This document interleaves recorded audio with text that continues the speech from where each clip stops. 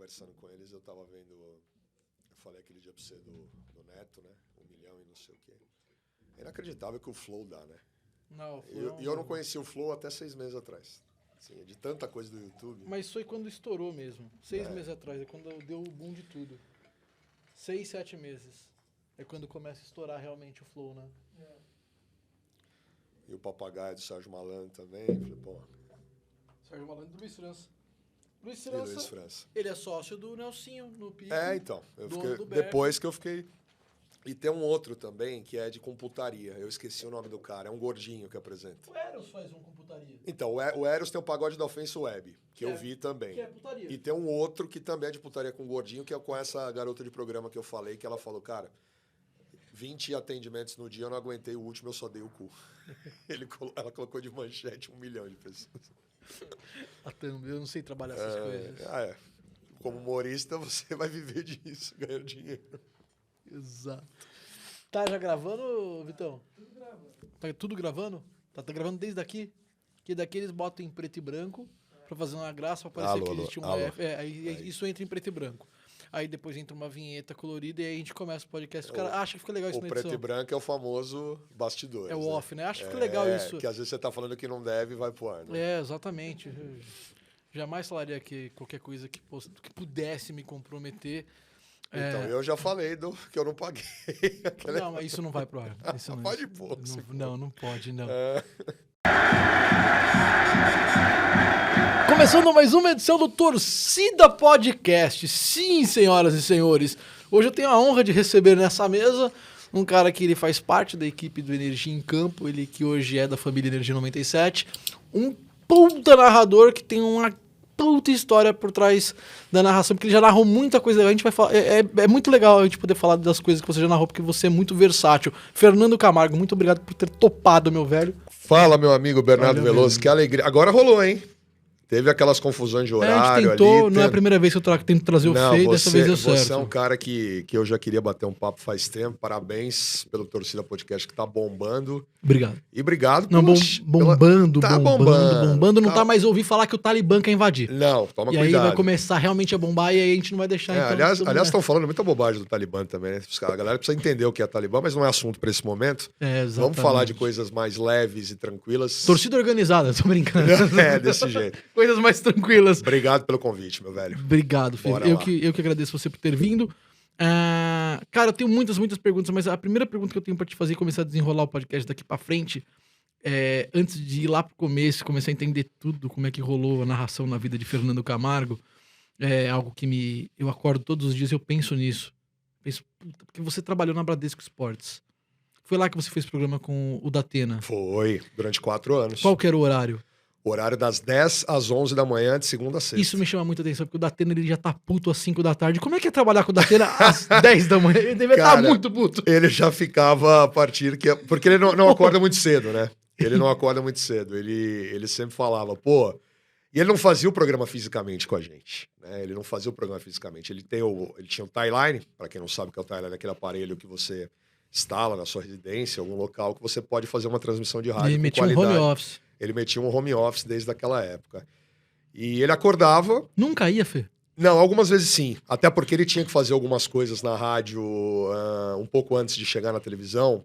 Alguns compromissos lá na TV e ele às vezes ia. E aí quando ele tava excepcionalmente mais puto, né? Porque ele tinha que ir até ele era muito divertido quando ele ia. Ele tirava muito sarro, porque o programa não era só eu e ele. Ele fazia ele, o Gustavo Ribeirão, a Beth Romero e o Cadu Macri no Rio de Janeiro com o Branco, nosso tetracampeão, que acabou de chefiar a delegação do Brasil, que foi campeão olímpica lá em Tóquio, né? Medalha de ouro no futebol. E o Zé, cara, o Datena, ele tem essa imagem de ser um cara duro, de ser um cara chato, de ser um cara que cobra, mas para nós que somos jornalistas e queremos aprender também no rádio, que é uma coisa que ele fez durante a vida inteira dele, é uma escola. Porque ele ensina a gente a ser o máximo. Ele não quer nada menos que o seu máximo ali trabalhando no momento. Então ele chegava, você citou essa coisa de chegar mal-humorado, é que ele acordava daquele jeito e já esperava que a gente ia agir com ele do jeito que ele espera, trabalhando, falando sério. Se você falhava em uma coisa, porque, por exemplo, errar um número de telefone ou não botar alguém pra falar, ele já estourava. É mesmo? Era o suficiente? Era assim. Eu não vou falar da Bradesco, a gente fala da Bradesco daqui a pouco, porque a Bradesco é um capítulo bem legal na sua Muito. vida. Mas como é que o Fernando Camargo descobre que é narrador? Como é que as pessoas descobrem que são narradoras de futebol? Cara, Em que não foi, por exemplo, uma coisa que eu planejei. É uma coisa que eu sempre comento, né, quando eu bato papo. Bem, eu queria trabalhar com comunicação. Eu quis ser jornalista, eu escolhi ser jornalista durante o período Fez a facul. da faculdade, no colégio Objetivo, que eu estudei. Na época não era ensino médio, fundamental, era séries até o terceiro, segundo e primeiro colegial, né, até fazer a faculdade. E eu queria trabalhar com jornalismo, trabalhar com comunicação. Não sei se eu ia ser repórter, não sei se eu ia ser comentarista, não sei se eu ia escrever. Eu preferia falar, eu gostava mais de falar. Eu sempre tive uma aptidão de compreender mais as coisas e me expressar com a voz. Então, fiz faculdade de jornalismo, querendo trabalhar com o meio. Tive a chance primeiro de fazer algo na área de entretenimento, conteúdo, e depois eu fui para o esporte. Qual área de Entretenimento, eu trabalhei. O primeiro lugar que eu trabalhei como jornalismo foi num portal que chamava Vivo, que não tem nada a ver com a empresa espanhola de comunicação. Era portal de conteúdo, ali em 98, né? Embrião na internet. Embrião na internet. Começa a acontecer. Exatamente. Onde tudo começou, ali naquela época. Então a gente fazia o conteúdo, turismo, o que tem em tal cidade, o que você pode querer fazer, preenchendo para esse portal bem pequeno, bairro, no Brooklyn, aqui em São Paulo, né? Trabalhava eu e mais 2 amigos com 19, 20, 21 anos ali, começando. Época de faculdade. Né? De faculdade, exatamente. Todos na faculdade. Até que eu caí na ESPN. Eu caí Como é que se cai dentro da ESPN? Como é que eu caí na ESPN? Eu caí na ESPN porque teve uma oportunidade lá de trabalhar no ano 2000. O Thiago Maranhão, que foi um grande repórter, hoje ele está trabalhando na Amazon. Ele era da minha sala da faculdade, né? A gente era amigo de faculdade. E ele veio falar: Fê, tô saindo lá da ESPN, acabou meu contrato de estágio, eu arrumei uma outra área, ele estava indo pro IG e pra Band, para trabalhar, para tentar ser repórter, efetivamente. E ele falou: cara, estão precisando de gente lá para as Olimpíadas de Sydney, em 2000. Estágio? Era meio que para ser um produço assistente, não ser carro-chefe ali, não ser, mas era um estágio. E ele falou: cara, eu vou dar o teu nome, você é um viciado em esporte, você gosta de tudo, você gosta desde futebol, basquete, vôlei, tênis, natação, até judô, canoagem e tudo. Eu acho que você vai se dar muito bem. Eu falei: tá bom, é uma coisa que eu tava querendo fazer. E aí rolou, né? Junho de 2000, vai completar agora 22 anos já, que é o tempo que eu tô na área, né? Entrei nos canais ESPN, que não era isso que é hoje, o canais Disney junto com a Fox. Era um canal que era a antiga TVA Sports, que virou ESPN Brasil. E tinha também a ESPN americana. Pegou o começo da bagaça lá também. Peguei o começo. Camargo sempre com a enxada na mão. Tirando o mato do quintal. E fazendo a capinagem para ver como ia ficar. Bernardo, eu aprendi demais, cara. Aprendi. Acho que tudo que eu aprendi em televisão da minha vida, porque para mim foi ao contrário. Eu fui primeiro pra televisão. Depois eu fui pro rádio. Né? Eu aprendi tudo de televisão na ESPN. Eu fiquei lá de meados de 2000 até 2003. Então foi um período que eu aprendi tudo. Aprendi a ser um editor, aprendi a ser um coordenador, aprendi a escrever programa. Fui pro ar algumas vezes com o Trajano, com o Palomino. Comentando? Eu era meio que um repórter. Um repórter ali para dar informação com o computador. A internet começando ali, sabe? Aquele negócio de você pegar informação na internet. Eu fiz um quadro, Filipão por um dia, não sei se você vai lembrar disso, na Copa de 2002, que eu me vesti de Filipão. Fui até a Estação da Luz na ESPN para interagir com a galera. Eu preciso até achar isso. Eu preciso pedir para ele esse material, porque eu não tenho. Você consegue imitar o Filipão ainda? Mas o Brasil tá muito bem, mas precisa saber esse tipo de coisa. Então, né, tem gente tem que encontrar isso pra postar. Eu preciso achar isso aí de qualquer forma. Ideia. Tem um Filipão por um dia aí no YouTube, mas não é o meu. Porque foi naquele jogo Brasil-Inglaterra que o Brasil ganhou com o gol do Ronaldinho Gaúcho de cobertura. É uma falta? Foi uma falta, nas quartas de final. Que a bola abre, faz o efeito. Isso, que ela faz o efeito, o Peter Siman nem vê nada e o Brasil ganha o jogo. E aí eu fui pra Praça da Sé interagir. O Brasil ganhou, tal, não sei o quê. E eu era o Filipão por um dia vestido de gaúcho. E fiz muitas coisas lá, cara. Lá eu fui editor, lá eu aprendi a editar matéria, lá eu aprendi a ir pra rua, a entender como era uma reportagem. Lá eu fiquei no Switcher. Pra quem não sabe, o Switcher é onde você controla um programa de televisão. Corta a imagem, câmera 1, câmera 2, câmera 2, olha o áudio, Corta Você pra ficou mim. operando com a mão na massa ou ficou dirigindo, Eu dando fiz ordem? tudo já fiz tudo. Já dirigi muito programa. Na Gazeta depois, eu vou chegar nesse ponto, eu dirigi muito, mas nessa na ESPN, onde eu aprendi tudo, cara. Eu vi os nomes lá como José Trajano, João Palomino, o Paulo Soares, o Antério Greco, o Cláudio Karsug, que estava lá naquela época trabalhando também. O Antero tá lá desde o começo? Desde o começo, desde a TVA Esportes. O auge do Antero foi o top 5? Eu acho que o auge do Antero é a qualquer momento que ele tá com o amigão, Toda cara. semana ele apareceu no top 5. Porque ele ficava naquele jeito do amigão lá. Sério, aquele jeito que ele... E era na madrugada. Era na madrugada, era o Sport Center na madrugada. E o Antero sempre chegava para trabalhar. E eu fiz todos os horários lá na ESPN. Isso que foi bacana. Eu saía da faculdade, eu fiz PUC de São Paulo. Aliás, tem uma história incrível do 11 de setembro. Né? Daqui a pouco eu conto também. E a gente ficava horário de manhã e à noite para ir ajudar também. E eu aprendi tudo que eu poderia do jornalismo e de televisão na ESPN. Daqui a pouco não percam a história do 11 de setembro. Tô brincando. Não, Pode mas contar legal. agora, vai meter um João Kleber aqui. Segura aí pra segurar a audiência. Cara, 11 de setembro... Você tava onde? Eu tava na PUC, né? Eu era universitário, meu último ano universitário da PUC. E lá a gente ficou sabendo do primeiro avião a bater. Ficou sabendo assim, a gente tava entrando numa sala, alguém tava, não sei se era no CA ou em algum... Pô, parece que teve um problema lá em Nova York. Aí liga a TV que tinha lá, começa a ver. E eu falei, putz, eu não posso ficar, porque eu tenho... E a gente já tinha tido o primeiro horário de aula, né? E tava no intervalo, e eu tinha o meu segundo horário vago, então eu ia pra ESPN. Naquele horário, 9 da manhã, por ali. E era perto, eu estudava na PUC em Perdizes, né? Aqui em São Paulo, para quem não conhece São Paulo. A ESPN fica no bairro do Sumaré e a PUC em Perdizes, é muito pertinho, dá menos de 1 quilômetro, é muito pertinho. Dá pra ir a pé. A pé não, nem tanto, só você correr um pouquinho, mas dá pra chegar bem. Se você não for vagabundo, dá pra pé. Dá pra ser. E aí eu fui, né? Chega suando, incomoda, as outras pessoas incomodam. Mas dá pra... O CC não vai estar muito legal, né? Definitivamente. Cara, e aí a hora que eu chego... você chega na recepção, antiga recepção, né, da ESPN, aqui na rua Piracicaba, em São Paulo. 3 TVs, e a gente viu ao vivo o segundo choque. O segundo avião bater. E foi uma coisa louca, porque, cara, é uma empresa americana, pessoas que estavam trabalhando a serviço nos Estados Unidos estavam em Nova York. O Ricardo Bugarelli, que hoje é o comentarista de basquete, o André Plihal, grande André Plihal, que apresenta hoje o Resenha, que era repórter à época, e o câmera estavam em Nova York horas antes ali nas Torres Gêmeas, fazendo matérias. Dentro das Torres Gêmeas fazendo matéria. Nossa! Porque eles estavam lá por causa do US Open, no torneio de tênis. O Guga, à época, o Gustavo Kirten, ele era o número 1 do mundo. Uhum. E tinha um programa na ESPN que chamava Nas Pegadas do Campeão.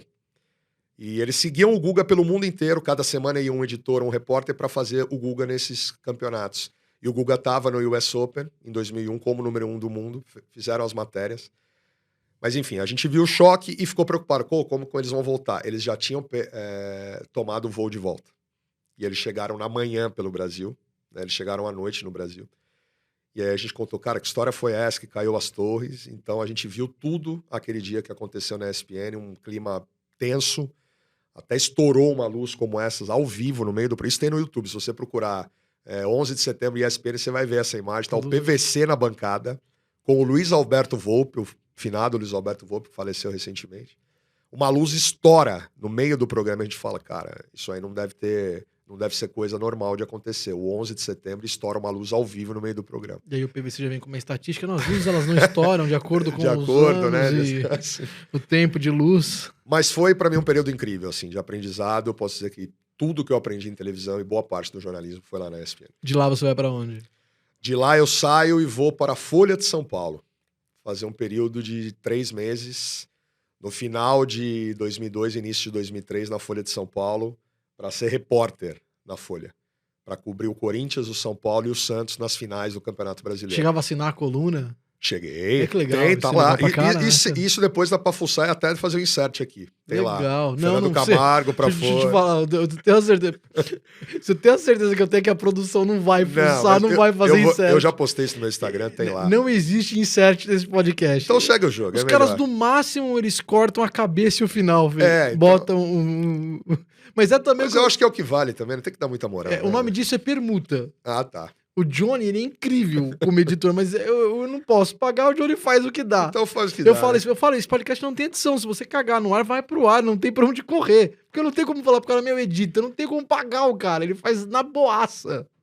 Johnny Kleber. Bom, grande Johnny Kleber. Então foi isso, cara. Fui pra Folha, fiquei lá um período a Folha online, né? Eu fazia online e algumas ia também pro caderno, né? O distribuído nas bancas na semana. Fiquei durante quase 3 meses.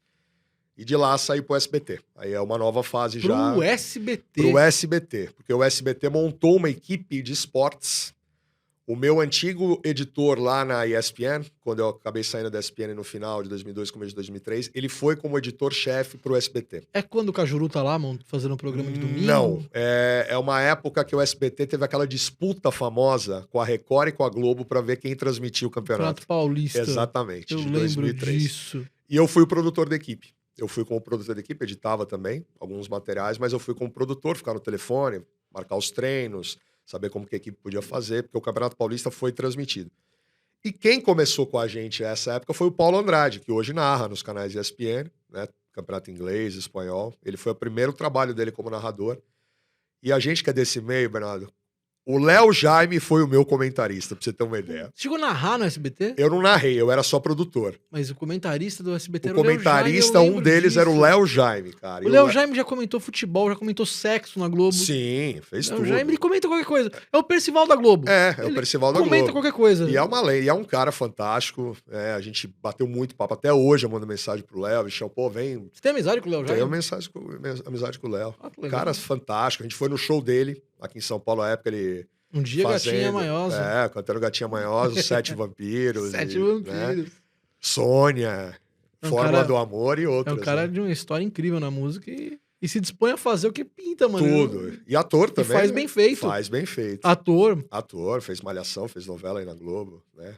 Tava fazendo aquele Amor e Sexo. Né? Exato. Que a Foi quando eu falei que ele comentava sexo. Isso, A exatamente. Fernanda Lima. E aí foi um período curto no SBT. O Silvio, à época, ele não tinha como hoje a ideia que o esporte poderia ser uma coisa rentável, poderia ser uma coisa legal. Na verdade, eu não acho que o SBT tem a ideia de que.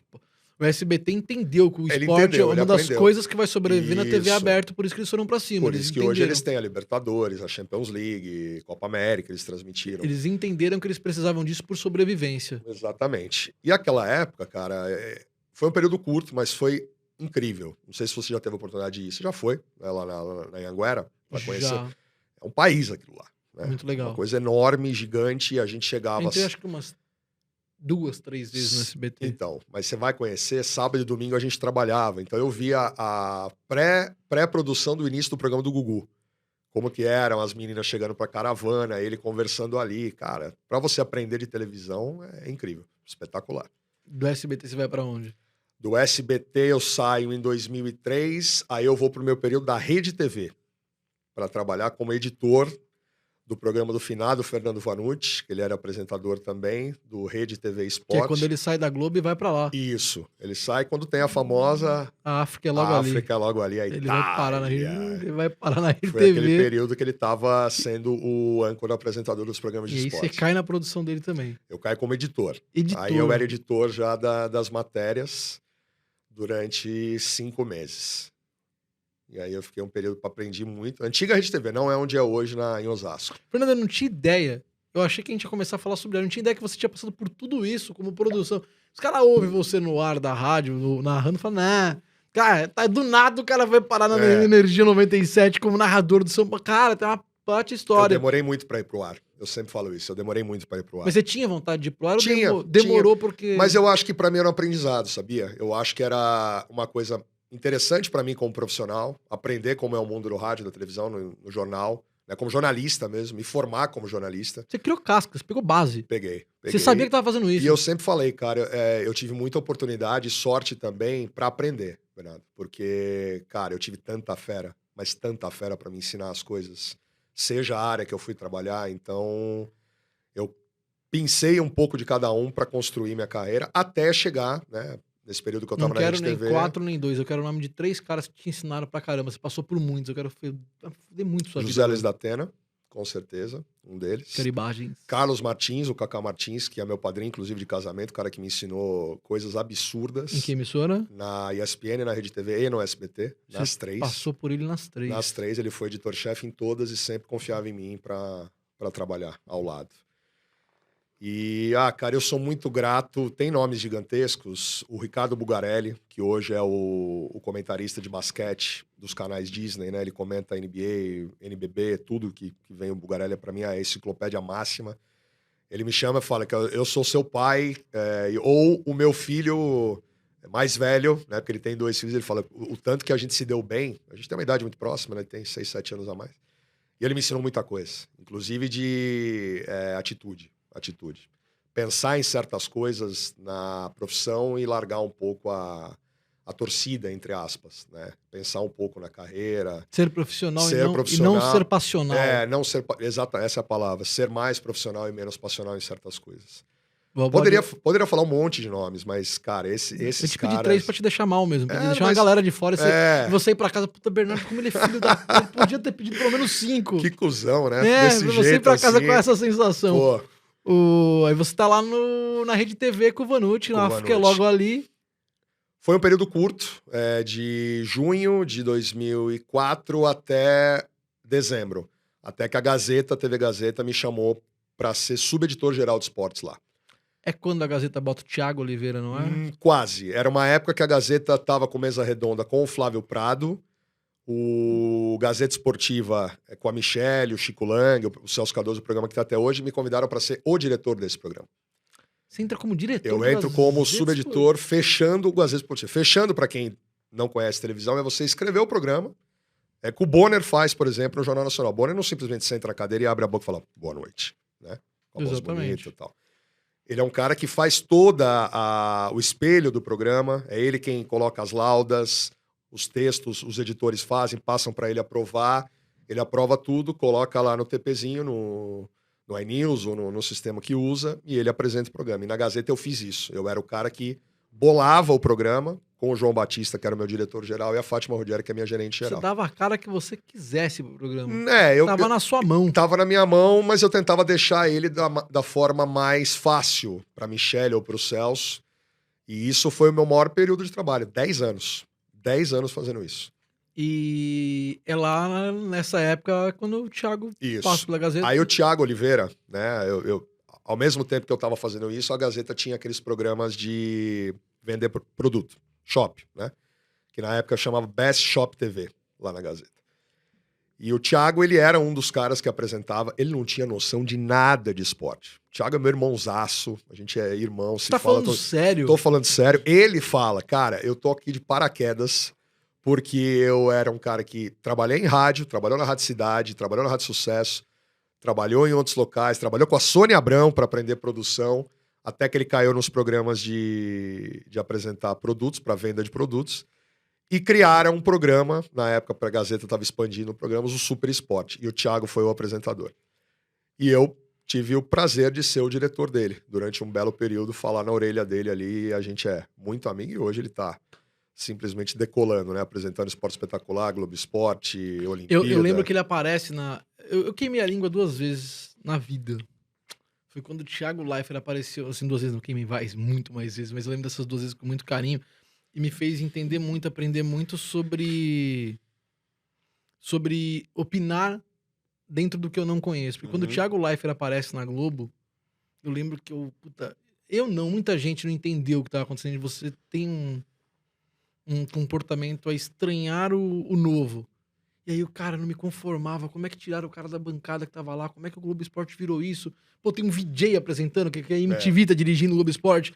E aí eu não entendia muito. E eu não tinha noção que eu tava vendo naquele momento um dos caras que ia fazer parte de uma mudança importante na TV. Revolucionou. E um cara que hoje talvez seja um dos maiores, se não o maior apresentador de TV aberta. E eu não conseguia, sabe? E ali eu lembro que eu criticava muito. Não criticava nem em rede social, porque não é meu perfil. Nem tinha na época do jeito que é hoje, o lance dos haters. Mas era mentalmente, conversando com amigos. E aí quando aparece o Thiago Oliveira na Gazeta, é a mesma pegada do Leifert. E aí de novo eu vou lá e... Puta, o cara quer... E saca. E aí hoje eu vejo que são 2 puta apresentadores e os caras arrebentavam fazendo aquilo. E eles quebraram o paradigma da história da bancada para o apresentador que fica em pé sem o TP, ou o TP apenas como um auxílio, o TP conversando. Conversa direto com a batendo um pessoa que tá do papo. outro lado, de uma linguagem totalmente informal, sem utilizar, sabe, aquela leitura tradicional que você vê no Hard News, num jornal mais tradicional. E aí foi exatamente isso. O Thiago falava com a gente.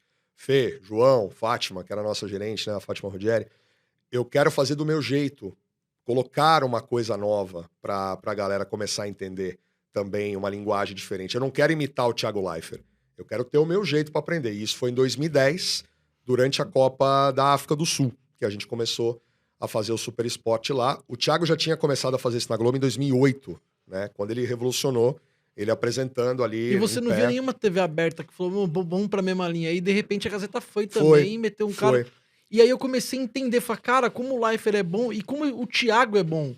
E sabe, eu olhava pro Thiago e falava, mano, o Thiago, com todo o respeito à Gazeta, é uma questão de tempo ele parar na Globo. Sim.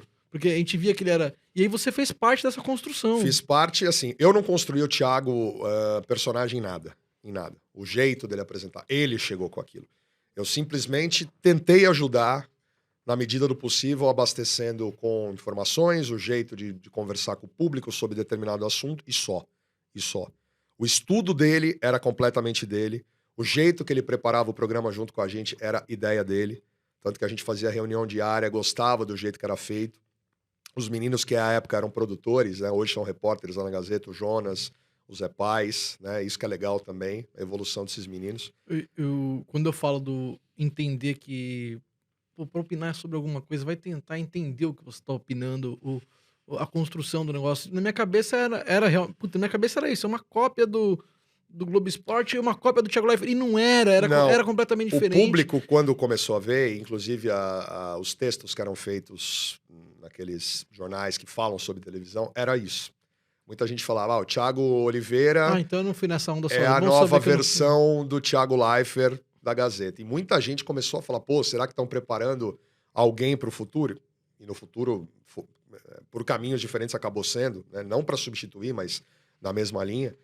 Mas não era uma coisa que ele queria. Ele sempre pensou, cara, desejo trabalhar num lugar como a Gazeta, ir para o ar como agora, mas desejo ser apresentador. Ele sempre gostou de trazer o público com ele. E o Thiago sempre foi assim. Por isso que hoje ele está com esse sucesso retumbante aí na Globo, inclusive com a Ana Maria Braga dizendo que queria casar com ele. É um belo portfólio, um belo parágrafo para um currículo de respeito. A Ana Maria Braga quis casar comigo. E ele é um parceiro. Ele é um grande então, 10 anos a Gazeta e mais uma vez você não vai pro ar. Mais uma vez... Eu fui pro ar, pra você ter uma ideia, uma vez só. Vou fazer uma matéria no Corinthians, porque um dos repórteres teve um problema em 2005, quando o Corinthians ganhou o Campeonato Brasileiro. Um dos repórteres teve um problema e não tinha ninguém à época. Hoje tem vários meninos lá que estão substituindo, mas eles falaram, Fernandão, quer ir lá fazer uma reportagem? Falei, vou. Fui lá. Já tinha feito muita reportagem de jornal, né? Já sabia como era construir, escrever e tal. Não sabia na televisão ainda. Fiz essa, que foi pro ar, quando o Márcio Bittencourt era técnico do Corinthians, o Corinthians campeão em 2005. E aí, em 2011, eu fui pro Rio de Janeiro fazer a primeira vez que a NBA veio pro Brasil. Né? Quando jogaram aqui Chicago Bulls e Washington Wizards, eu fui pro Rio. Eu avisei lá a direção, falei, eu tenho uma câmera, eu tô com passagem, eu tenho onde ficar. Posso fazer a matéria para colocar aqui na programação? Pode. Fui lá, fiz a matéria como repórter, tá horrorosa. Tava pesando 40 quilos a mais, com camiseta tudo rasgada, sabe? Não tinha nem ideia de que você tem que estar mais ou menos decente, né? Pra fazer uma coisa na televisão. Os caras na Rede TV, como é que a gente deixou esse rapaz embora? Ele é nosso perfil. Assim, a camisa tá rasgada, ele tinha que estar aqui. Pra fazer o encrenca, né? Alguém manda buscar o Camargo na Gazeta de volta. E aí foi a única vez. Mas lá, essencialmente na Gazeta, eu fiz muito isso. E aí, em 2010, eu comecei a fazer as narrações. Onde? Na Gazeta. Como? Fazendo aqueles melhores momentos que o Fernando Solera fazia, você lembra? Puta, era genial. 3 minutos, 10 minutos. Partiu o Marcelinho. Bateu o gol. Não era assim não. Partiu o Marcelinho. Tocou pra Souza. Souza lançou Viola. Viola bateu. E... É gol! Era assim. Mas o Solera. O Solera tem uma história enorme. Não, o Solera, ele é o primeiro cara que narrou final de Copa do Mundo no Brasil, na televisão. Esse Solera que eu tô brincando é o Solera encerrando a carreira na Gazeta. Sim, exatamente. O seu Solera tem uma história maravilhosa. Como assim. narrador, como narrador, como Trabalhei em Band, Globo. Mas que era engraçado. que no final os ETs da Gazeta eram engraçados. E eu comecei fazendo isso. Eu comecei fazendo aqueles melhores momentos. Os offs e aqueles gols da rodada. Em Porto Alegre, o Internacional abriu o placar diante do Palmeiras, gol marcado pro Fernandão, 1-0 Inter. O Palmeiras Mas foi você não pro podia ataque. narrar ainda, você tinha que descrever. Eu tinha que descrever, não era narração. Aí comecei a fazer as narrações off-tube de melhores momentos. Que não é você ficar falando blá, blá, blá, blá, daquele jeito rápido, é só ficar falando. São Paulo toca a bola. Isso ia pro ar no Gazeta Esportiva? Ia no Gazeta Esportiva e no Mesa Redonda. Mesa Redonda, domingo à noite. No domingo à noite. Numa época que o Mesa Redonda ainda, Bernardo, não era aquele negócio de... eu já vi os gols, eu não vou ver o Mesa. O Mesa, todo mundo esperava pra assistir o Mesa. Porque não tinha essa história de você ver no celular em 1 minuto depois. Os melhores momentos você só ia ver nesses programas de esporte. Eu cansei de ver VT tanto na Gazeta quanto na Band. Chegava a ver VT de jogo, ou melhores momentos desse jeito que você descreveu, sem saber quanto foi o resultado. Muitas vezes, porque não tinha essa história de internet pra você descobrir. E depois, com o passar do tempo, claro, né, foi. E eu comecei fazendo isso aí. Domingo à noite eu ia pra fazer a produção, ajudar um pouco na produção, e é o que a gente chamava lá de colocar voz, né, nas narrações. Pegava ali a lista de gols e fazia. Ali o bichinho do microfone te pica. E ali o bichinho do microfone começou. Final de 2009, início de 10, e aí foi embora. E paralelo, eu tava dirigindo o programa também.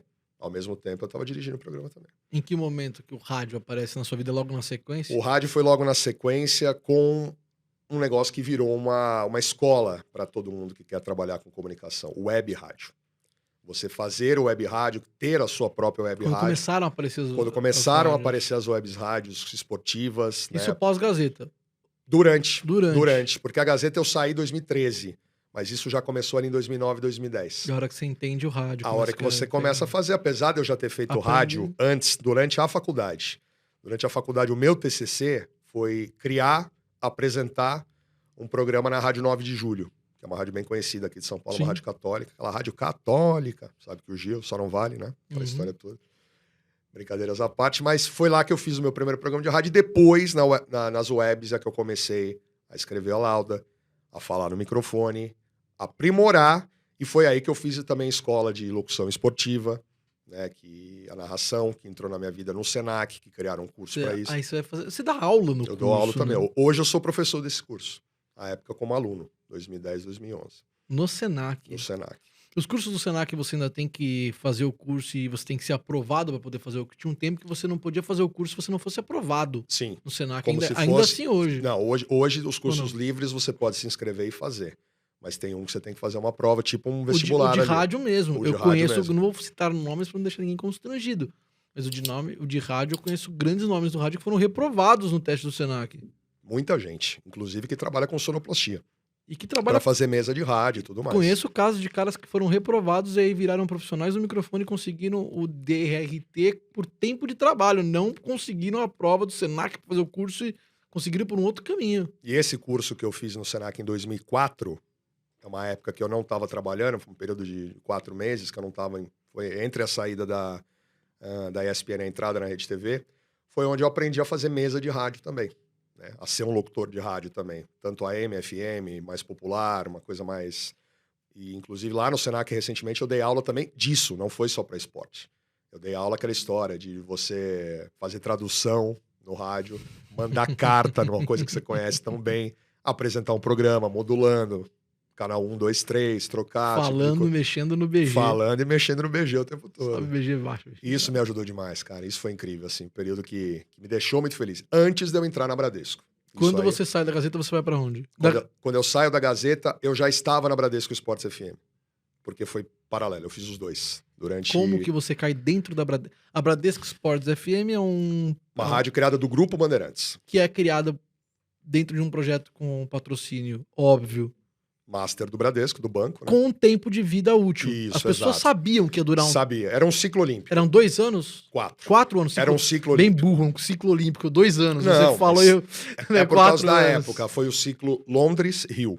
Né? Londres 2012 e Rio 2016. Todo mundo sabia que eram 4 anos de vida independente. Sabia, mas todo mundo achava que poderia virar mais. Porque foi o lugar assim que eu me senti, eu sempre falo, o lugar que eu mais me senti na Disney. Você imagina uma pessoa, uma menina de 8, 10, 12, 6, se divertindo num lugar que você sempre sonhou estar. E eu me Você divertia... fez de tudo lá, né? Tudo. Lá eu fui narrador, comentarista, repórter, apresentador, roteirista, editor, todas possíveis e imagináveis. E era uma rádio que... eu não sei quem que era o coordenador. Eu não... Quem começou com a coordenação foi o Sérgio Patrick, que hoje está nos Estados Unidos, sendo correspondente da CNN, em outros canais também. Na época ele estava no Grupo Bandeirantes, na Rádio Bandeirantes, e ele ajudou a criar, com o Eric Betting, sobrinho do João Betting, primo do Mauro Betting. O Eric é da minha sala da faculdade. Caraca. Assim como o Thiago Maranhão, a gente era amigo de faculdade. O talento tá no sangue? Tá no sangue, totalmente.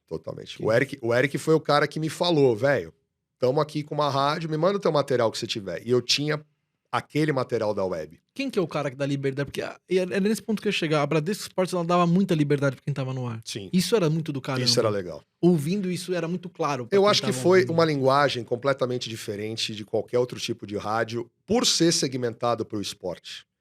Porque ela começou de uma forma que... Segmentada pro esporte, que apostou em moleques. Moleques. Em uma garotada. Não. Tipo, vamos... Tinha lá alguns carimbados, o... Tava Cláudio Zaidan, tava o Denilson, tava... Capriotti? O Capriotti. Tinha um pessoal... Todos esses caras grandes, da Atena. Mas tinha uma molecada que tava chegando voando. Com vontade, Isso. Sangue nos olhos e deram o Guipa, liberdade. O Guilherme Palese, o Guipa. Não, agora o bicho vai pegar num programa que, pô, fez foi um barulho. Foi o maior sucesso da rádio. E fez um barulho. Foi. Era num horário que não das tinha nada. Das 4 às 7, todos os dias, das 4 às 7. E ele revolucionou, por quê? Porque ele pegou meninos que estavam... Era das 4 às 7? Das 4 às 7, todos os dias. Muitas pessoas descobrem agora, nesse momento, que era das 4 às 7, porque todo mundo parava de ouvir às 5h30 pra ir pro estádio. Não, então. Mas é bom saber que até às 7. E eu ficava meio assim, porque eu ouvia muito estádio. Eles zoavam com isso, eles sabiam disso. Eles sabiam. Quando dava 5h30, eles zoavam no ar. E na época o pessoal vai pra outra rádio. E a época tinha também o Na Geral, que era o programa da Rádio Bandeirantes, que era o concorrente, entre aspas, dentro do grupo. E só futebol. E Agora o Bicho Vai Pegar... O que ele revolucionou, cara, foi a questão de colocar um nome lendário, como é o Ivan Zimmerman, narrador dos esportes americanos desde a década de 90, quem acompanhou ESPN, futebol americano, NBA na Band, no Band Esportes, na Record, que ele passou por lá. O Vô, né, que ele ficou conhecido como Vô. Pouca gente sabia quem era o Ivan Zimmerman, que revolucionou narrando todos os esportes americanos. Eu fui descobrir depois de um tempo. Então, tudo que o Everaldo Marques... O Tortorelli me falou quem era. O Torto falou pra você. E tudo que o Everaldo Marques e o Rômulo hoje fizeram recentemente, fazem ainda para os esportes americanos, começou lá com o Ivan. Com o Ivan e com o André José Adler, que eram os caras, o Rob Porto, Flávio Pereira, os caras que estavam lá nos Estados Unidos. E aí junta Ivan Zimmerman com o Celso, né, com o Celso, que é o que mexe com esporte a motor lá no Band Esportes, no Grupo Bandeirantes, tudo de corrida com o Celso, botaram ele para ser um co-apresentador, com o Roman Laurito, o Roman, que era o baixista do Tijuana, sucesso estrondoso no mundo da música e tal. E ele fazia um programa lá na rádio, que era um programa de MMA, ele gosta muito de lutas, né? Boxe, MMA, UFC e tal. E aí descobrem os meninos, colocam o Guipa, que era um cara mais despojado, ele era repórter na rádio, mas um cara mais despojado, tem uma linguagem mais da molecada. E descobrem personagens como o menino Boleiro, que era o Maércio Júnior, filho do Maércio Morcegão. Trazem o Tortorelli. Trazem o Tortorelli, que estava na Transamérica, tinha saído da Transamérica, e o Torto para dar um humor. E aí entra o João Barreto também, o Joãozinho, que era o menino gago. O João hoje está brilhando no mundo olímpico. A escada dos caras. Como ele apanhava? Ele apanhava. E hoje ele é um cara referência aí também. Acabou de voltar de Tóquio, fez um trabalho brilhante com a delegação brasileira lá em Tóquio. Então, casou essa galera. E ali você brincou muito de fazer tudo. Ali você cara, e ali eu era repórter à época. Eu tava no Palmeiras todos os dias. Hoje eu sou narrador. Você era setorista do Palmeiras? Então, setorista do Palmeiras 5 anos. Eu fiquei todos os dias na academia de futebol do Palmeiras, 5 anos seguidos. É chato para um caramba? Fala a verdade, não. Fê. Sabe por que não era? Porque você se torna um cara profissional na sua área, mas que você vai agradar um público específico ali. Eu era apresentador de manhã, fazendo da Atena, fazendo o debate, e à tarde eu estava fazendo os jogos do Palmeiras.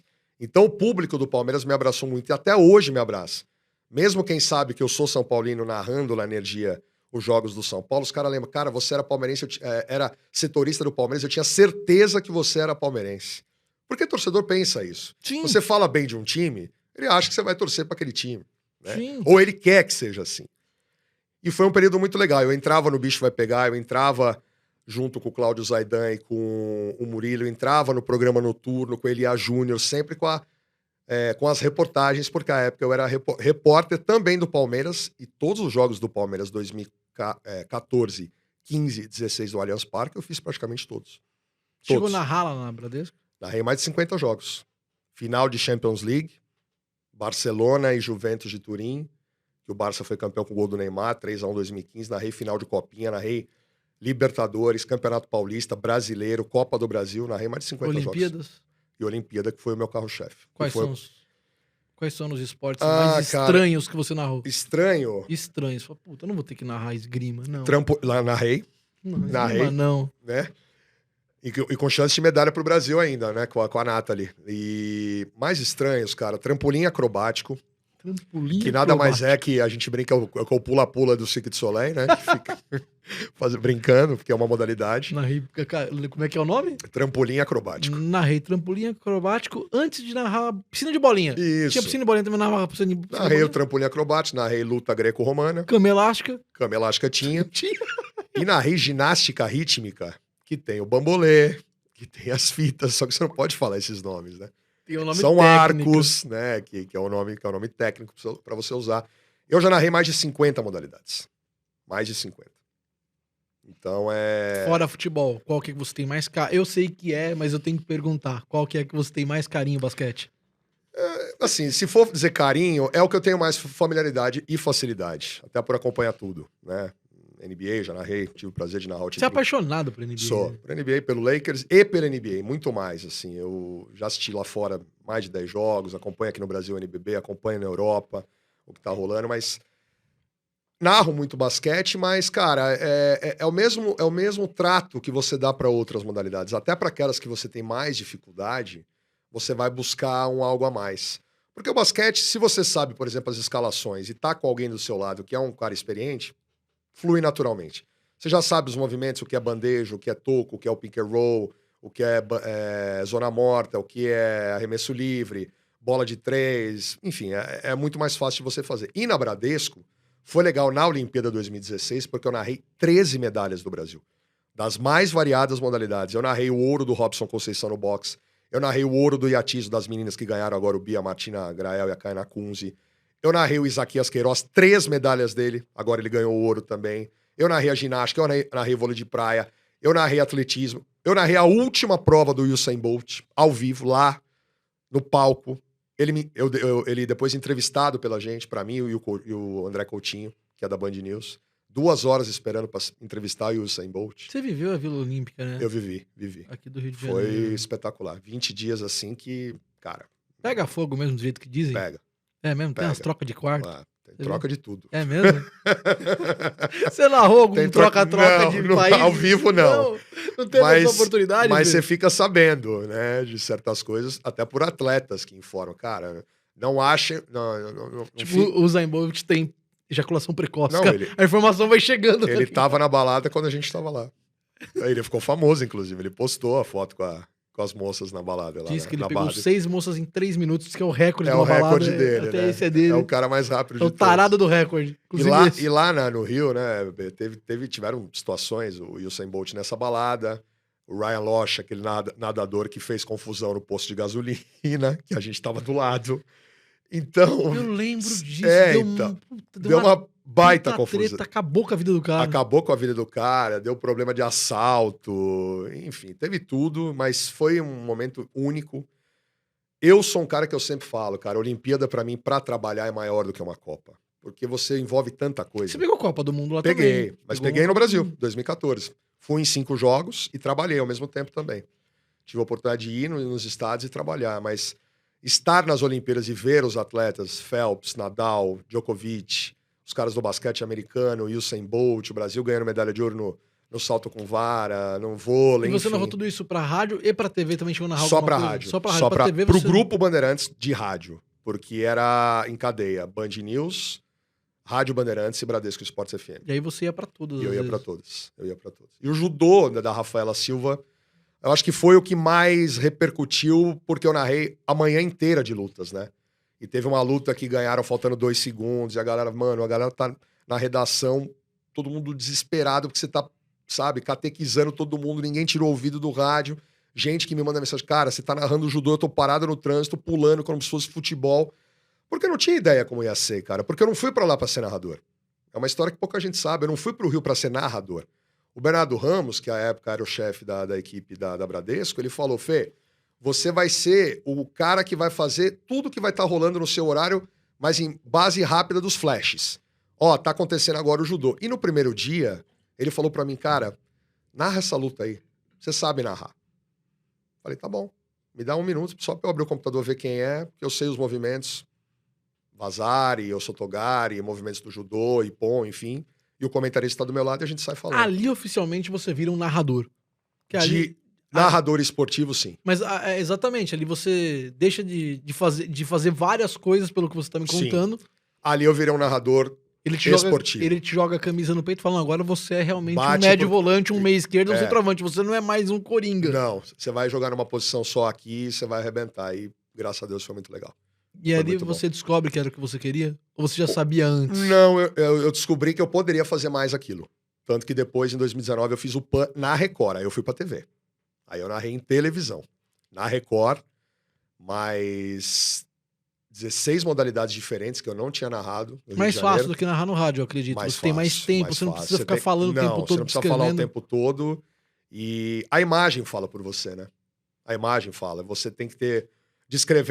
tem que ter alguém pra falar, pra explicar o que tá acontecendo e o comentarista dar os dados técnicos, que é pra fazer como aconteceu agora em Tóquio também. E na Record foi muito legal, porque na Record eram várias plataformas também. Era Record News, Record TV e o Play Plus, que é o streaming da Record também. E eu fiz tudo isso aí. Eu narrei futebol, Real Madrid, que tava tendo a pré-temporada antes do PAN, eu narrei lá também. Eu narrei esportes que eu nunca tinha narrado na vida, como badminton, que o Igor Coelho ganhou medalha de ouro. Eu narrei o stand-up paddle, que é o surf, como se você faz a remada com a prancha de surf no mar. Você já tentou fazer isso? Não, é difícil pra caramba. Mas quem fez fala Eu que tentei é na foda. Bahia. É foda. Eu tomei vários caldos. Um Mas caí monte. muito. Imagina você fazendo isso com velocidade. Não, eu não conseguia ficar Não, de pé. e eu narrei assim. Com velocidade é uma outra história. A Leda tá em segundo. Caiu a Americana, tomou caldo! Tomou caldo a Phillips! A Leda vai passar, pega a onda! Vai, onda, joga! E aí, cara, saía. Foi legal pra caramba. Foi muito legal fazer umas... E nessa que eu narrei trampolim acrobático. Qual que é a importância de um repórter pro narrador? Toda. Quando você faz uma transmissão, ele é o cara que vai Que é um informar cara que, tudo. geralmente ele passa por despercebido pro grande público. Ah, muitas mas vezes. eu acho que não é isso não, cara. Eu acho. Todo mundo fala que o repórter é o terceiro da história ali, porque é narrador, comentarista, o repórter, mas eu acho que ele é muito importante. Por exemplo, hoje eu tô narrando jogos pro exterior, né, que eu faço É que você é um profissional do meio.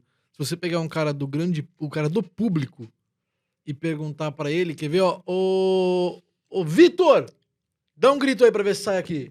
Aoba, Nome de um narrador, Domênico Gato, nome de um comentarista, Casa Grande, nome de 2 repórteres.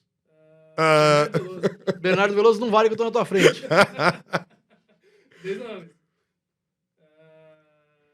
Não, pode falar, se tiver pode falar, não precisa fazer render não, pode falar. Não. Demora. Nem Tino Marcos tiver na cabeça, nada. Marcos Uchoa, Tino Marcos, Não é Marcos, nada, André Hernan. nem Eu os... sou ruim com essas coisas. Tá vendo como é que é a vida de um repórter?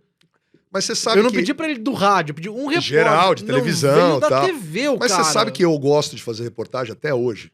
Adoro fazer reportagem. Eu te perguntei justamente porque você foi um repórter que virou narrador. Por isso eu te perguntei qual que é a Isso. importância de um repórter Cara, pro narrador. mas eu acho que você passa a entender muita coisa da narração sendo repórter.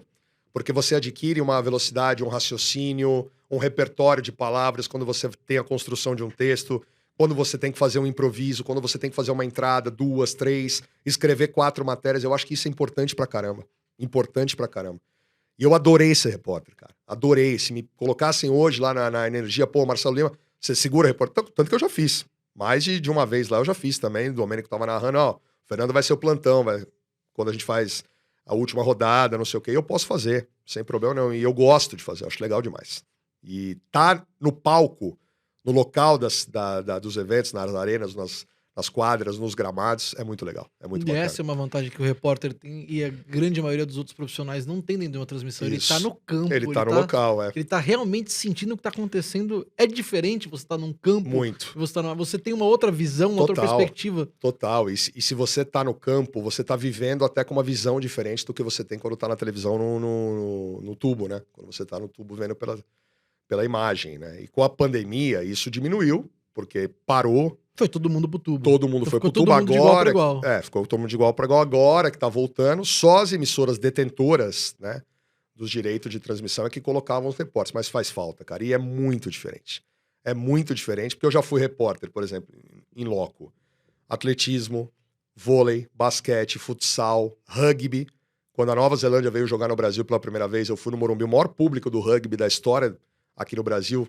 Foi em novembro de 2018, Brasil, Tupis contra o New Zealand, o Maori All Blacks. Que é óbvio que a Nova Zelândia ganhou, mas 33 mil pessoas assistindo no Morumbi. Eu fui repórter oficial da Confederação Brasileira de Rugby. Na época os caras, pô, você gosta de rugby e tal, quer ser o repórter? Eu falei, quero, com o maior prazer. Então, acho que você viver esse tipo de coisa é uma coisa fantástica, assim, para qualquer profissional da área. Se um dia o cara quer ser narrador, ele tem que passar primeiro pra reportagem também, para sentir como que é. É da Bradesco que você vai pra Energia 97? É direto esse caminho ou tem alguma passagem? Eu tô Não. esquecendo alguma coisa aí. Tem um pequeno hiato. Eu saí da Bradesco quando acabou a rádio, em março de 17, né? Março de 2017. E aí eu fui pro Band Esportes ser comentarista de televisão. Aí eu participava de um programa toda sexta-feira, depois do jogo, chamava o programa, depois do jogo. Eu, o William Lopes, o Fábio Piperno, o Bernardo Ramos e o Flávio Sareta. O Sareta que fazia comigo também na Bradesco. Aí eu fiz durante um ano esse programa. E aí eu fiquei fazendo rádio web e eventualmente sendo convidado para participar de algum programa até chegar na Energia. E aí a Energia 97 te convida. Você é um cara que tem um puta leque aberto, totalmente eclético, e a Energia 97 te traz pra um projeto que tinha tudo pra realmente dar muito certo, como Uhum. deu, mas um projeto que ia te deixar com um carimbo de torcedor do Sim. São Paulo. Em algum momento você pensou, putz,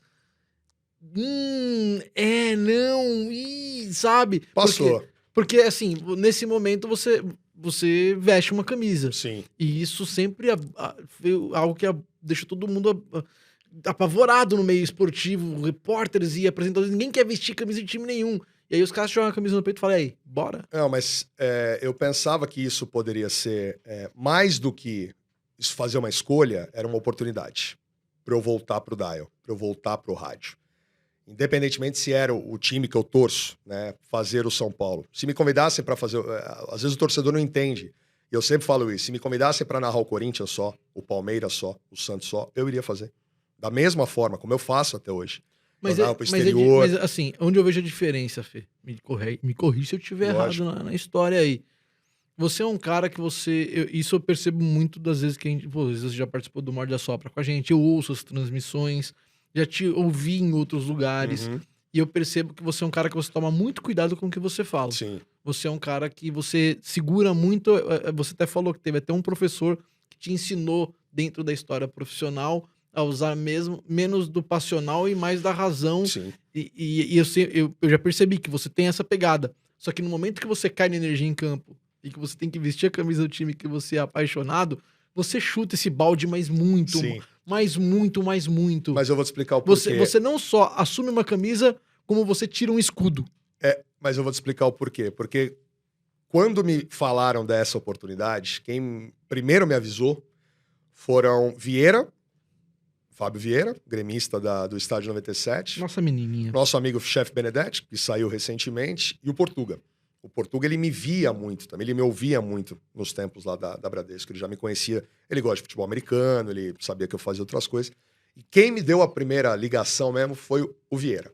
E aí o Fábio, o Chefe Benedetti também, falei, cara, eu vou falar com o Sombra tal, contato do Sombra, liga pra ele. Tá rolando um Ele projeto vai logar pra aqui. você, tá rolando esse projeto, narração de torcedor para torcedor, São Paulo, Corinthians, Palmeiras e Santos. Você é um cara que acho que pros São Paulinos vai cair como uma luva, se você topar, vai ser você. Fui lá em fevereiro de 19, né, e falei com o Sombra, ele falou, ó, é isso, desse jeito, topa. Na hora eu falei, topo. Por quê? Primeiro porque eu queria voltar pro dial. Eu queria voltar pro mundo rádio. Eu queria ter a oportunidade de falar na latinha de novo, falar no microfone, ter essa chance. Sabendo que eu sou um cara que fiz muitas situações, a narração era mais um desafio, fazer para torcedor. E aí eu pensei comigo, eu falei, cara, se eu vou abraçar uma torcida, se eu vou falar para um público específico, que é o torcedor do São Paulo Futebol Clube, eu vou ter que ser o torcedor ali com o microfone, mas sem desrespeitar os demais. Eu tenho que enaltecer o São Paulo. É o que é o Estádio 97. Eu tenho que viver o São Paulo, né? Eu tenho que criticar em alguns momentos o São Paulo, como a gente critica nas narrações também, pelo time estar mal, mas eu tenho que trazer o torcedor. E é o que aconteceu, né? No início das transmissões, muita gente não me conhecia, o Marcão era o personagem, e o Marcão teve a genialidade de criar os adereços, as fantasias, sempre do time adversário, com alguma menção, ou ao mascote, ou ao time, ou à cidade local, ou alguma coisa referente ao time, e começou a casar. E muita gente não sabe que a gente fazia os primeiros jogos no estádio, no palco dos jogos, no Morumbi. Marcão entrava fantasiado nas cabines. Cara, a história do Marcão, que ele distribuiu os colares havaianos para os jogadores do São Paulo contra o Avaí.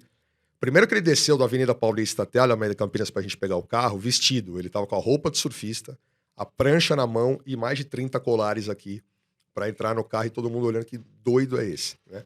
Chega no estádio, ele distribui os colares pro Hernanes, pro Raí, que a época era o diretor. Cagando os caras dando risada. Pro Diniz, que era o técnico do São Paulo, Fernando Diniz.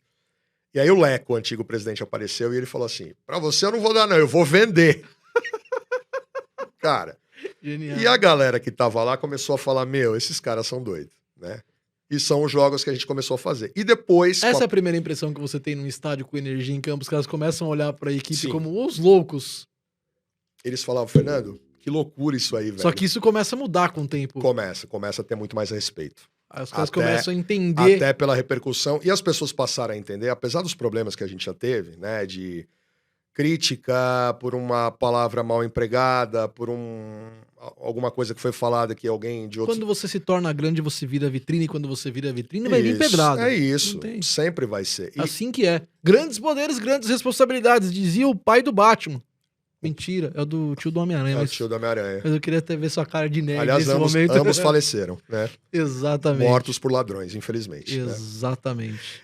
Aliás, qualquer gente fala desses assuntos aí que é bom também. Sei que você gosta. E aí na hora que eu aceitei, cara, eu falei, eu tenho que ser um torcedor, mas eu tenho que continuar com a minha essência de jornalista, de narrador, de comunicador. Eu não preciso ofender o outro lado. E eu não faço isso, até porque eu narro um jogo hoje, 4 da tarde do São Paulo, amanhã, 11 da manhã, eu tô narrando outro time, para outras plataformas que eu tô fazendo. Sim, eu tenho acompanhado isso. E o torcedor do São Paulo, eles têm curtido essa ideia. E a gente tá com um público, né, Bé? De criança, cara. O Marcão, a gente brinca, virou o tio Xuxo.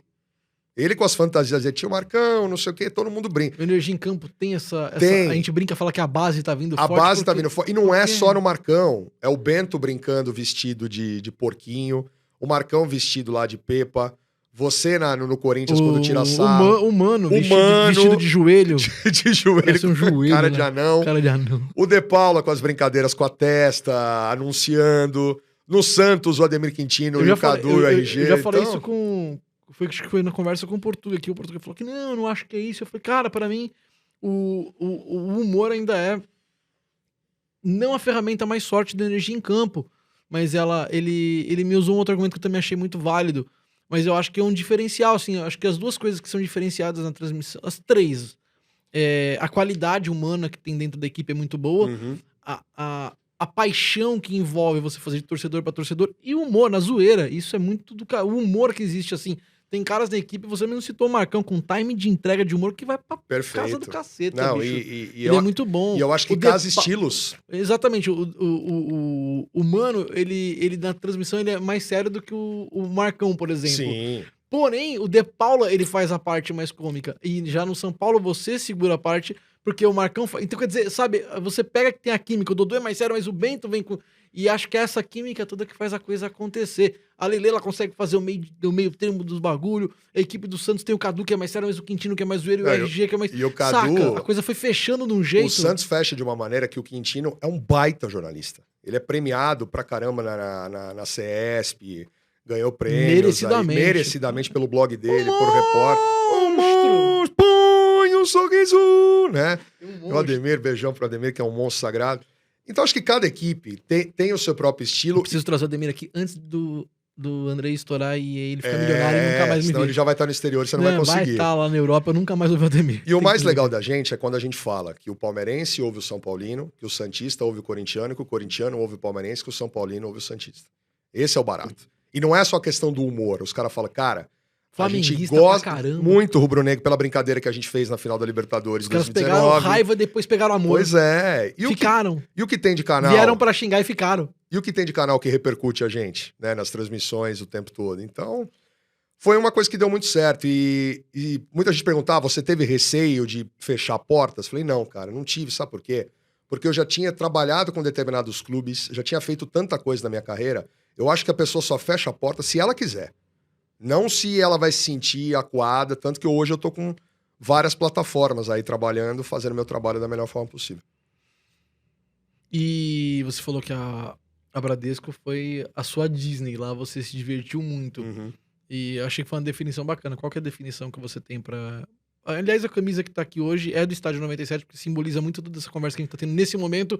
E até porque eu esqueci de trazer uma de São Paulo pra colocar na mesa. Essa eu falhei. é o do último do Esse é do último resort. resort, No né? último ou do penúltimo, hein? Não É. tenho certeza, Fê. Mas a gente vai falar do resort também. É bom que a gente já mete o merchan espontâneo do Boa, resort aí. exatamente. Que é um puto evento legal que a rádio faz. Eu queria que você definisse a Energia 97, a energia em campo na sua vida. Inovadora. Mudou completamente qualquer coisa que eu tenha feito, qualquer situação que eu tenha vivido como profissional. Por mais que eu seja um cara habituado ao microfone, um cara experiente já com mais de 22 anos de carreira, totalmente nova para mim e para outras pessoas. O Marcelo Lima sempre fala isso também. O Marcelo que já conversou com você aqui, né? O Marcelo sempre foi um jornalista tantos anos na Jovem Pan, passando por outras rádios também, e ele fala a mesma coisa. Ele nunca teve tanta liberdade para fazer certas coisas. E eu acho que a energia inovou com o Zé, com o Domênico e com o Sombra de um jeito que jamais vai acontecer. E simplesmente revolucionou o rádio de novo, a ponto de pessoas falarem que eu tinha parado de ouvir rádio, eu não tenho mais tesão, eu não tenho mais vibração de ouvir uma transmissão de rádio, eu voltei a ouvir por causa de vocês. E a energia fez isso. Pô, inovação é uma palavra bacana, eu gostei disso. Gostei disso. A torcida do São Paulo te cobra muito? Muito, muito. Quais são as cobranças pra esse Eles narrador querem São que eu só Paulino? fale bem, basicamente. É mesmo? É, a maioria. Eles querem que eu seja um torcedor em qualquer lugar. E eu falo, gente, não é bem assim. Ali, durante 2, 3 horas que eu sou o narrador, ali eu tô deixando o máximo do Fernando Camargo, narrador / torcedor do São Paulo, para uma torcida, mas para outras pessoas também.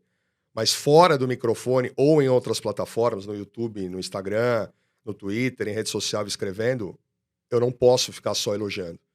Porque eu tenho pessoas que acompanham e eu não é uma coisa que eu quero fazer para a minha vida. A energia com o São Paulo é um negócio maravilhoso que eu faço aquele momento. Só que eu não vou esconder, por exemplo, ou passar pano, como muita gente usa essa expressão hoje, só defender um clube de futebol quando ele merece ser criticado também. Você pega pesado nas críticas. Pego bastante. Quando Alguém já te merece, procurou pra reclamar? Já. Você pode falar ou vai dar problema? Minha mãe, principalmente, quando ela fala, para de xingar que eles têm família também. Assim. Dona Larissa. O Arboleda tem que sustentar a família dele, Fernando. Você vê esse maneira. Não, o Daniel Alves, o Pablo, ultimamente, né? Mas já a própria assessoria uma vez falou, pô, Fernando. A assessoria? Não, mas não foi numa coisa de censura. Foi uma coisa, velho, não é bem o que tá acontecendo. Você é do meio, não fala assim. Eu falei, não, mas eu falei em outro sentido, tal. Entenderam? Mas não a ponto de querer censurar. Cala tua boca, você não vai falar mais sobre isso. Tenho liberdade pra falar, até porque eu tento, né, B? Falar com responsabilidade. Não vou jogar algo na água achando que eu não possa pescar e trazer de volta, né? Você tem conhecimento lá dentro, amigos? Do São Paulo? É. Alguns. Se você tiver que segurar uma informação que pode Comprometer? tumultuar o ambiente, Seguro, não solto. aí é o lado São Paulino. Não, aí é o lado humano. É o lado Já- da, já da aconte- mamãe Fernando falando, eles têm uma família pra sustentar. E as pessoas falam, cara, não divulga isso. Pelo menos não agora. Porque é uma coisa que envolve mais coisas. Sem problema nenhum. Você preserva a fonte. Tranquilamente. Como já falei outras coisas também, sem citar a fonte, que eram extremamente pesadas. Pra falar, pô, tá acontecendo isso lá dentro, tais pessoas não estão chegando e ninguém veio trocar. Porque era verdade. Não só do São Paulo. Em outras áreas também. No Palmeiras, que eu já trabalhei no Palmeiras 5 anos, próprio Corinthians, em outras áreas de esporte também. Eu acho que você tem que falar com responsabilidade. Se você tem isso aqui à sua frente, isso aqui é o maior potencializador que você tem da sua voz, pro bem e pro mal. E qual que é a maior armadilha que isso pode te causar? Já que pode ser pro mal, qual que é o maior medo que você tem desta arma que está na sua frente? De falar algo sem responsabilidade nenhuma e machucar pessoas que estão próximas de mim. Eu aguento o tranco. Agora, quem tá próximo, eu nunca quero que chegue.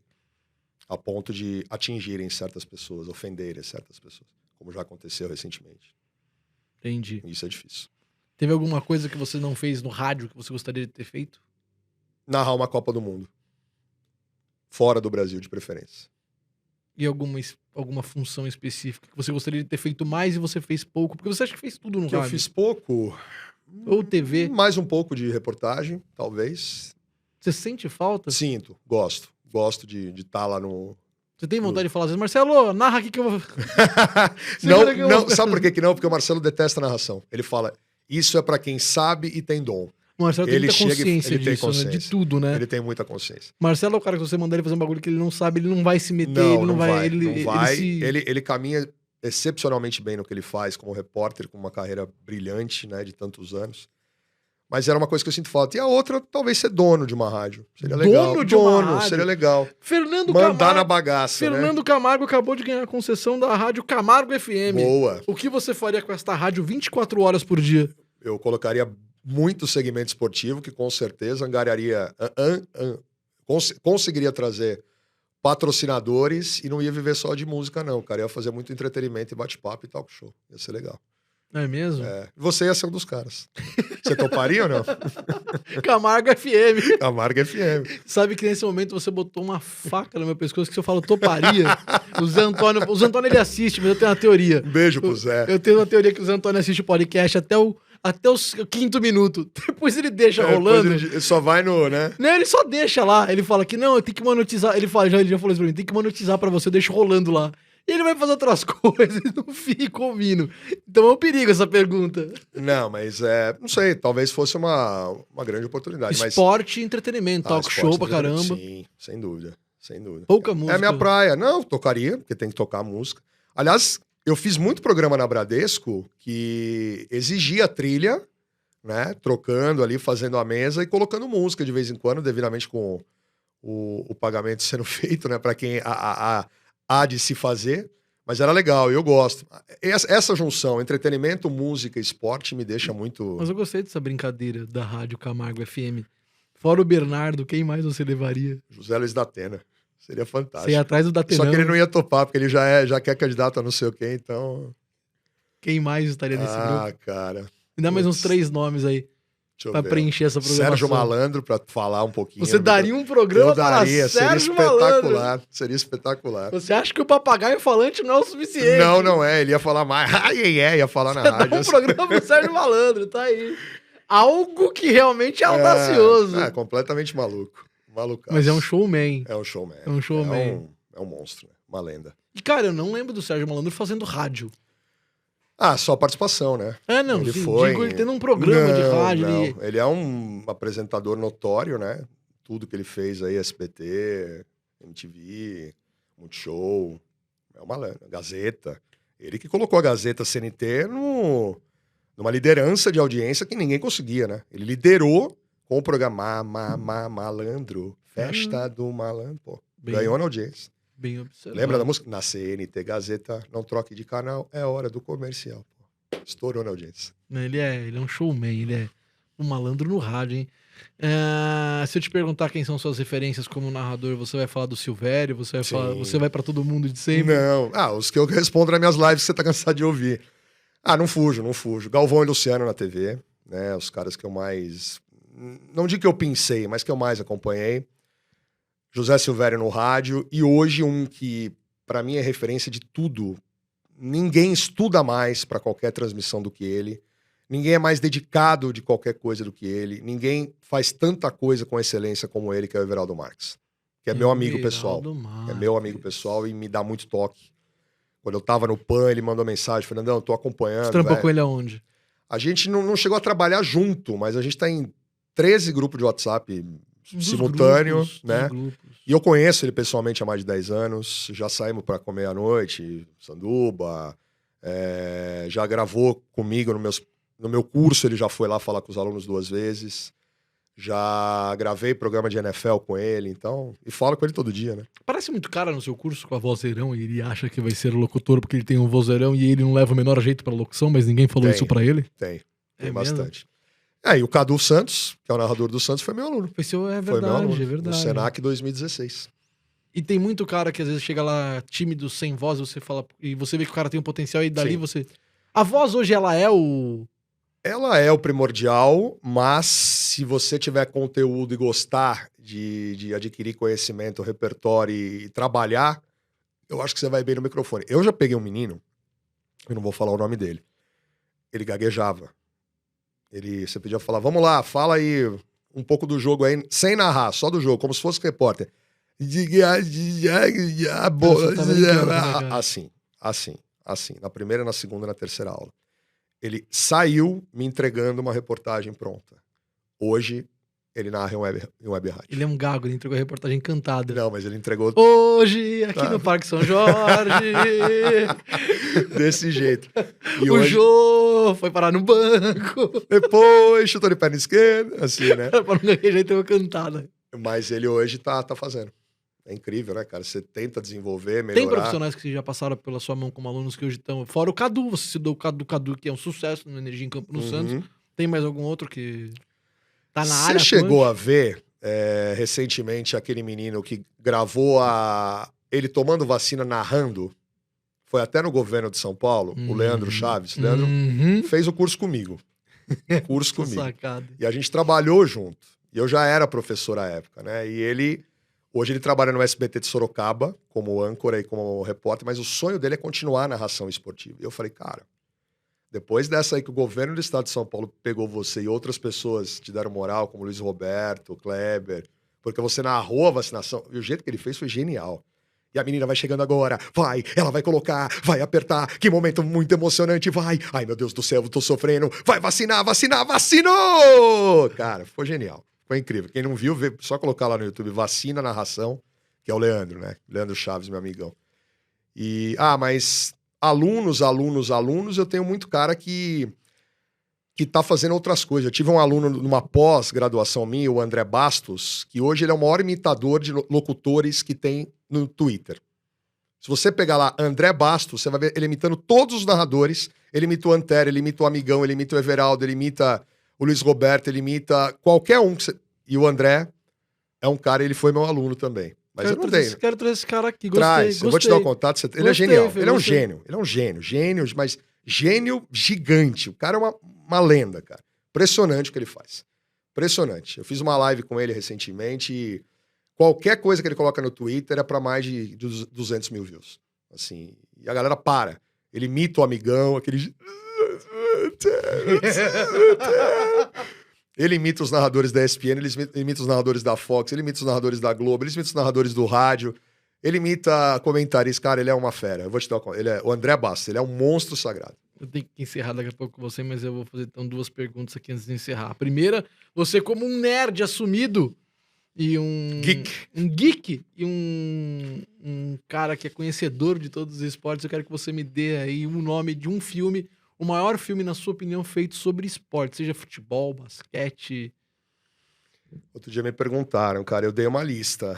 Escolher um só. Uma lista é fácil. Um só. É aí que eu me diferencio. Porque uma lista é fácil, você não deixa o cara comprometido com nada. Relacionado a futebol. É um rojão. Por exemplo, não tem tantos que você fale no futebol, que é o carro-chefe do Brasil. O Hooligans, por exemplo, é um filme legal de ver. Mas um filme que ganhou Oscar, que eu acho espetacular, é The Blind Side, Um Sonho Possível. Com a Sandra Bullock, que é a história do Michael Howard, que é um menino de 14 anos que tem um potencial gigante para jogar no high school e ele é disputado por todas as universidades. É o filme que chama Um Sonho Possível, com a Sandra Bullock. Esse é um espetacular. E já que é pra falar de um também, assistam Rush, No Limite da Emoção. Você meteu 2, né? Me deu um chapéu, Camargo. Tá Beleza. bom, mas um só fica Tá com The bom. Blind Side. Qual que é o outro? Rush, No Limite da Emoção, que é a história de Nick Lauda e James Hunt com o... Ai, meu Deus, o ator que faz o Thor. O Chris Hemsworth, lá, que faz o Thor. Assiste esse filme também, é Eu muito tô legal. tentando achar outra expressão que não seja. Não, o bonitão que faz o Thor, porque mas essa expressão bonita vai me complicar muito. Mas eu sei que É o que fez o Thor. O Chris alguma O coisa. Chris alguma coisa. Chris Evans. Australiano. Não, Chris Evans é o Capitão América, né? É, o Chris alguma. É, isso Isso. aí. É o outro Chris- bonitão. Não, Isso, é o que faz o Thor. Que no último lá, no Vingadores Ultimato, ele fica gordo até. Exatamente. E aí ele vira agente da gente. Ele vira a gente. Momento da gente. muito bonito, Muito bonito. dos E Vingadores. ele só da quer Marvel. beber, isso que é importante. Ele só quer beber cerveja. Ele vira agente da gente. Ele é não nóis. quer mais trampar. É, não, chega. Deixa o Hulk se virar. Ele que fica aqui. Exatamente. Isso aí é. Pô, verossimilhança que falam? É. É isso, Exatamente. é verossimilhança no universo da Marvel. Fê, pra gente fechar, eu sempre peço pra quem vem aqui montar o time dos sonhos do clube que ama. Uhum. Então eu vou te pedir, você quer montar o seu São Paulo de acordo com o que você viu ou você quer montar o seu São Paulo de acordo com todos os tempos? Não, eu tenho. Você- Sempre me perguntam, eu Já tem tenho um uma time? ideia. É mesmo? Goleiro Rogério Ceni pelo conjunto da obra. Tá? Ele pode não ter sido debaixo das traves ali o mais espetacular, grandes defesas, mas o conjunto da obra que o Rogério fez, com os pés, com as mãos, coloca ele. Lateral direito, Cafu. Zagueiros, Oscar e Dario Pereira. Né? A dupla Oscar e Dario Pereira, da década de 80 do São Paulo. Aí os mais velhos vão falar, mas e o Roberto Dias? Mas o Roberto Dias eu não vi jogar. E meu pai fala, o Roberto Dias colocava os dois num chinelo e jogava embaixo do E tapete. os mais assim. novos estão gritando, e o lugar, E o Lugano, não, longe, muito longe. Oscar Dario Pereira. E o lateral esquerdo, o melhor lateral esquerdo que eu vi na vida no São Paulo foi o Serginho. Que depois jogou no Milan, jogou na seleção brasileira. O Serginho jogou, pra mim, jogou mais do que o Júnior, do Nelsinho, do Leonardo. Mineiro, como primeiro volante, o cara que fez o gol do título mundial 2005. Toninho Cerezo, Raí. E aí o ataque do São Paulo com Miller, Careca e o Zé Sérgio, ponta esquerda, um dos maiores jogadores que eu vi jogar. Técnico é óbvio que o Fernando Diniz. Não. Não. Mestre Tele Santana. Mestre Tele Santana. Tá aí, você já tinha essa escalação fácil, ficou É legal. uma das perguntas que eu mais respondo. Pô, então escala seu pior time de São Paulo que você viu jogar na vida. Pior, Alencar no gol. Quem é Alencar? Alencar é o goleiro que tomou o 7-1 do Vasco em 2001. Não- Alencar, eu não lembrava do horroroso, Alencar. tétrico, uma das coisas 2001? mais... 2001, Eu não Romário, lembrava do Alencar. o Rogério foi expulso, o Alencar entrou e ele... Desculpa, é um goleiro fraco. É um goleiro fraco. Eu percebi pela história do O Sérgio. lateral direito, o Ivan Pires, aquele paraguaio que o Neymar só faltou deixar ele... Eu lembro de Vampires, eu lembro. Completamente. A zaga é um pouco complicado, mas eu vou ficar com o Reginaldo Cachorrão Reginaldo e Cachorrão. Pedro Luiz, que era uma coisa difícil. Mas tem o Paulão de Esmaio, tem o Wilson, tem outros também. Mas o Cachorrão, ele tá à frente do Paulão Desmaio. E aí o lateral esquerdo, um lateral argentino ruim, grosso, que veio Clemente Rodrigues, não jogou nada no São Paulo. E criou-se uma expectativa achando que ia jogar. Criou achando que ia ser fera e o cara era ruim, péssimo. Aí no meio campo dá pra colocar Gonçalves não, um chileno, Mendonça, ruim pra burro, horroroso. Aí tem um camisa 8, Canhete, ruim pra burro, horroroso Você botou também. o Canhete nesse Canhete, time. péssimo, Outro horrível. que se criou uma expectativa em cima. Criou que ia jogar pra caramba e nunca jogou absolutamente nada. Deixa eu ver. Você pode colocar no meio Pabon e um volante chamava Carabali. Você Horrível. Montou meio de campo com 4. Com 4. Aí 2 atacantes tétricos, horrorosos. Tétricos. Rondon, horrível. Rondon. Nossa. E olha que o Igor Vinícius pode entrar nessa história do lateral também, É que viu? você tá com uma mágoa recente O Igor Vinícius ele pode ainda melhorar na carreira. Ele ainda não terminou, Você tá né? com uma mágoa recente de Igor Vinícius. Então você Calma, põe o calma. Rondon nesse ataque Não também. não dá essa cruz pro menino, calma. E o outro, cara, deixa eu ver, é um atacante bizarro. O Pabon foi ruim pra caramba, mas tem um tal de Denilson, não o show, né? Não o Denilson. Eu lembro, pai. Denilson centroavante. Não, era um Denilson que jogou no Havaí. Era grosso pra caramba também, mas ruim. Mas não vou colocar ele, não. Eu vou colocar Rondon e o Pabon. 2 gringos também. Você meteu vários gringos nesse Vários time. gringos. São Paulo não deu sorte com esses, mas, Não, mas não. teve gringo que Teve passou. muito gringo bom. Sim. Atacante bom gringo, Aristizábal. Foi baita atacante que jogou no São Paulo. Pedro Rocha, maior, o Verdugo, maior meia que o São Paulo já teve na história. Poi no gol. Sierra foi uma O Sierra foi uma decepção, Foi uma mas não era frustração. grosso. Não, era grosso. Mas foi uma frustração. Seleção chilena. Jogou na seleção chilena, Copa do Mundo Técnico, e tudo mais. habilidoso. Muito, mas mas não foi. não jogou no São Paulo. É igual no Corinthians você pegar o Luan. O Luan jogou muito no Grêmio, cara. O Luan jogou muito na seleção brasileira olímpica. O Paulo Nunes arrebentou no Palmeiras, na seleção. No Corinthians. No Corinthians não jogou. O Miller não jogou nada no Corinthians. São caras bons. O Corinthians tem uma lista vasta de caras que passaram. Eu tinha um tio que falava, passou no caixa. Só pra Fulano, pegar, passou pra no pegar o caixa. cheque. Era a expressão que ele usava, tio Cosmo. Puta, era perfeita essa expressão. Mas dá pra fazer 3 times do Pior São Paulo. técnico desse time aí. Do São Paulo, técnico. Ah, Não é o Diniz. não. Não é, não. Um que foi muito mal, pra mim, hoje ele é auxiliar, inclusive é o Doriva. Ex-jogador. Doriva. Mas como treinador do São Paulo foi terrível. Horrível. Boa. Fê, Horroroso. muito obrigado por Eu ter que vindo. agradeço. Foi Valeu demais. mesmo. Pô, Bate aqui que agora estamos vacinados. Tudo boa. certo. Valeu mesmo. Obrigadão. Obrigadão, pô. Demais. Parabéns pelo sucesso aí do Torcida Podcast. Não, a gente tá garimpando. Não, Estou mas com tá aquela subindo. enxada de Fernando Camargo Assim, ó. carpindo o matinho ainda, se Deus quiser. Espero que a coisa aconteça. Aliás, você que veio até aqui, algo importante para que esse podcast aconteça é você se inscrever no canal, clicar no sininho para receber notificação, dar um curtir no vídeo, isso tudo vai ajudar muito, porque isso aqui é uma produção independente feita no peito, na raça, e só vai continuar se estiver dando certo, só vai dar certo se você tá aí acompanhando, Deu colaborar. like. Tanto aqui no YouTube quanto no Spotify, seja lá por onde você está conectado ao Torcida Podcast, dependemos de vocês. É isso, valeu, muito obrigado, até o próximo Torcida Podcast. #Bernardo partiu junto com Camargo. Tchau.